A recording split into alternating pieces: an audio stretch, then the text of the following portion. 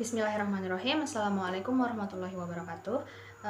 Perkenalkan, nama saya Sophia Kartika Nasution, NIM A1C021033, jurusan S1 Akuntansi Universitas Mataram.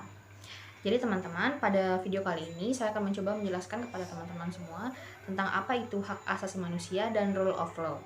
Oke, baik teman-teman, kita langsung saja ke penjelasan yang pertama, yaitu mengenai pengertian HAM atau hak asasi manusia.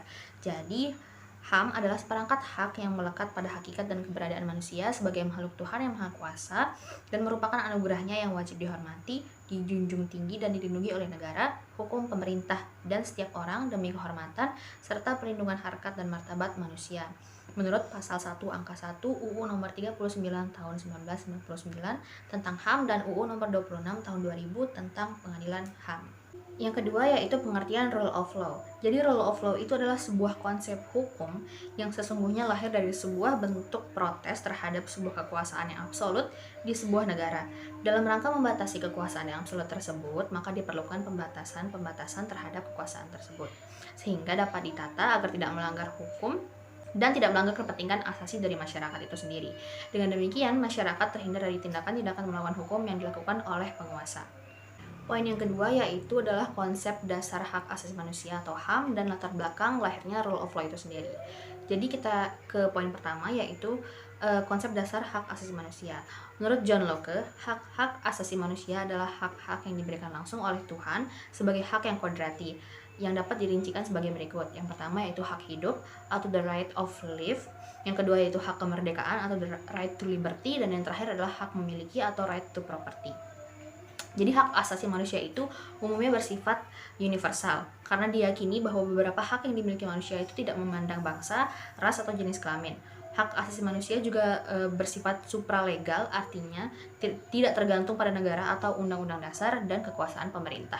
Selanjutnya adalah latar belakang lahirnya rule of law itu sendiri. Jadi rule of law itu mulai muncul pada abad ke-19 bersamaan dan kelahiran negara konstitusi dan demokrasi. Jadi latar belakang lahirnya rule of law itu yang pertama adalah diawali dengan adanya gagasan untuk melakukan pembatasan kekuasaan pemerintahan yang absolut atau pemerintahan negara yang absolut. Yang kedua yaitu sarana yang dipilih untuk maksud tersebut yaitu demokrasi dan konstitusi. Dan yang ketiga yaitu perumusan yuridis dan demokrasi konstitusional adalah konsepsi negara hukum. Di Indonesia sendiri, inti dari rule of law adalah jaminan adanya keadilan bagi masyarakatnya, khususnya keadilan sosial. Pembukaan UUD 1945 memuat prinsip-prinsip rule of law, yaitu yang pada hakikatnya merupakan jaminan secara formal terhadap rasa keadilan bagi seluruh rakyat Indonesia. Baik, kita lanjut ke poin berikutnya, yaitu perkembangan pemikiran HAM dan fungsi rule of law. Mulai dari periode 1998 hingga sekarang, HAM atau Hak Asasi Manusia mendapat perhatian yang resmi dari pemerintah dengan melakukan amandemen UUD 1945 guna menjamin hak asasi manusia dan menetapkan Undang-Undang Nomor 39 Tahun 1999 tentang hak asasi manusia. Di sini dapat kita simpulkan bahwa pemerintah memberi perlindungan yang signifikan terhadap kekuasaan HAM dalam semua aspek, yaitu aspek politik, sosial, ekonomi, budaya, keamanan, hukum, dan pemerintahan. Selanjutnya yaitu fungsi rule of law. Fungsi rule of law pada hakikatnya merupakan jaminan secara formal terhadap rasa keadilan bagi rakyat Indonesia dan juga keadilan sosial, sehingga diatur pada pembukaan UUD 1945. Bersifat tetap dan instruktif bagi penyelenggaraan negara. Dengan demikian, inti dari rule of law adalah jaminan adanya keadilan bagi masyarakat, terutama keadilan sosial. Penjabaran prinsip-prinsip rule of law secara formal termuat di dalam pasal-pasal UUD 1945, yaitu ada 5 pasal. Yang pertama, negara Indonesia adalah negara hukum, pasal 1 ayat 3. Yang kedua, kekuasaan kehakiman merupakan kekuasaan yang merdeka untuk menyelenggarakan peradilan guna menegakkan hukum dan keadilan, pasal 24 ayat 1. Dan yang ketiga, segenap warga negara bersamaan kedudukannya di dalam hukum dan pemerintahan dan wajib menjunjung hukum dan pemerintahan itu dengan tidak ada kecualinya, pasal 27 ayat 1.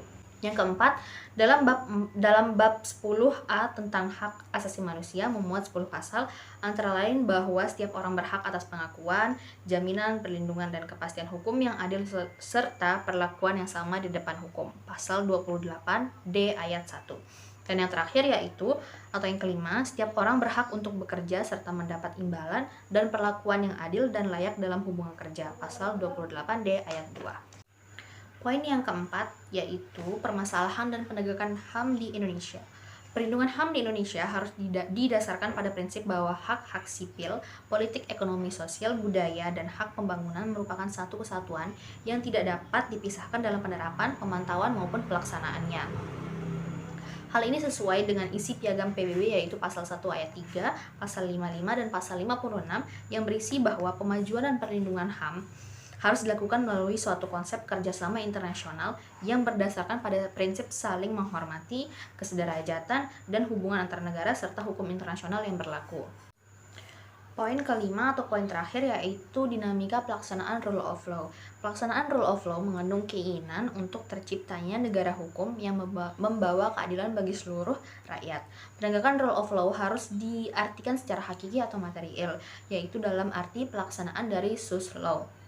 Prinsip-prinsip rule of law secara hakiki sangat erat kaitannya dengan the enforcement of the rules of law dalam penyelenggaraan pemerintahan, terutama dalam hal penegakan hukum dan implementasi prinsip-prinsip rule of law itu sendiri. Rule of law juga merupakan legalisme, yaitu suatu aliran pemikiran hukum yang di dalamnya terkandung wawasan sosial, gagasan tentang hubungan antara manusia, masyarakat, dan negara, yang dengan demikian memuat nilai-nilai tertentu dan memiliki struktur sosiologisnya sendiri. Secara kuantitatif, peraturan perundang-undangan yang terkait dengan rule of law telah banyak dihasilkan di negara kita, yaitu Indonesia. Namun implementasi atau penegakannya belum selesai atau belum mencapai hasil yang optimal, sehingga rasa keadilan sebagai perwujudan pelaksanaan rule of law belum dirasakan oleh sebagian besar masyarakat Indonesia. Hal-hal yang dipertanyakan antara lain adalah bagaimana komitmen pemerintah untuk melaksanakan prinsip-prinsip rule of law itu sendiri. Proses penegakan hukum di Indonesia dilakukan oleh lembaga penegak hukum yang terdiri dari yang pertama yaitu kepolisian, yang kedua kejaksaan, yang ketiga Komisi Pemberantasan Korupsi atau KPK, yang keempat badan peradilan seperti Mahkamah Agung, Mahkamah Konstitusi, Pengadilan Negeri, dan Pengadilan Tinggi. Oke, baik teman-teman, jadi dengan berakhirnya penjelasan saya tadi di poin kelima tentang dinamika pelaksanaan rule of law, maka berakhir pula materi pada video kali ini. Namun sedikit kesimpulan yaitu bahwasanya rule of law dan hak asasi manusia merupakan dua hal yang saling berkaitan. Berdasarkan pengertian rule of law yang merupakan sebuah konsep hukum yang sesungguhnya lahir dari sebuah bentuk protes terhadap sebuah kekuasaan yang absolut di sebuah negara. Jadi seringkali kekuasaan yang absolut di sebuah negara itu melanggar hak asasi manusia atau masyarakatnya sendiri. Jadi itulah penyebab dari lahirnya rule of law, sehingga dapat melindungi hak asasi manusia. Jadi demikianlah penjelasan atau pemaparan tentang hak asasi manusia, HAM, dan rule of law dari saya. Semoga bermanfaat bagi teman-teman semua. Mohon maaf bila ada salah-salah kata. Wabillahi taufiq wal hidayah. Wassalamualaikum warahmatullahi wabarakatuh. Terima kasih.